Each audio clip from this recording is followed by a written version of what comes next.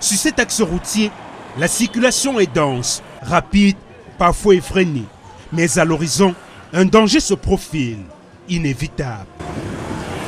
Un bourbier se forme progressivement au milieu de la chaussée, précisément au niveau du tronçon situé devant l'école publique de PK11. Nous sommes ici sur l'axe PK11 Locpom.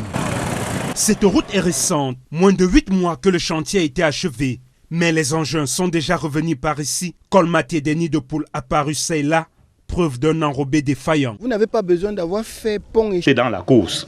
Nous sommes candidats pour gagner cette élection présidentielle. Mais le ministre qui est totalement rougeâtre, ça montre qu'il n'y a pas un travail de fond qui a été fait. Il est inadmissible qu'en moins de 8 mois, une route est totalement dégradée.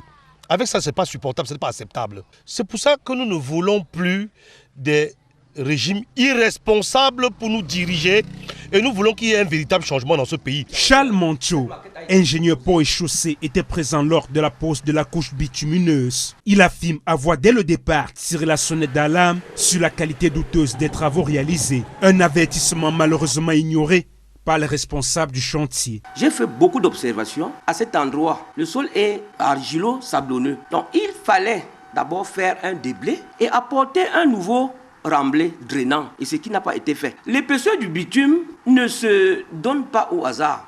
C'est après un calcul. Ça part d'abord de l'étude géotechnique du sol, la capacité portante du sol. Et c'est cette capacité portante du sol et aussi par rapport aux charges à l'essieu. Un peu plus loin, c'est l'axe PK11, PK14 qui inquiète. Là encore, les usagers font face à un calvaire quotidien. Une route qui, au fil des ans, n'en finit plus de se dégrader. Ici, les vieux de Mont persistent, des nids d'éléphants béants, véritable piège pour les automobilistes.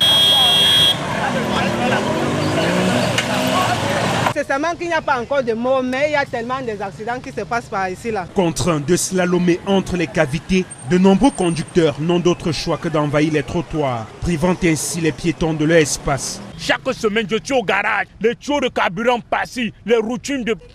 Là où je suis là, je ne sais même pas comment vous expliquer. Je suis fatigué, mon frère. Les répercussions sont parfois au-delà de simples désagréments mécaniques. À force de secousses, même le corps finit par fléchir. Lorsque je rentre le soir, je me sens tellement fatigué, épuisé, que même ma femme, je ne peux pas faire l'amour avec elle.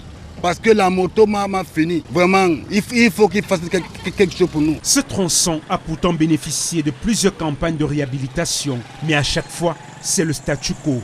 Rien ne change. Les plaintes restent les mêmes. Les usagers exaspérés en appellent à une supervision plus stricte et à une volonté politique pour mettre fin à ce cycle d'abandon.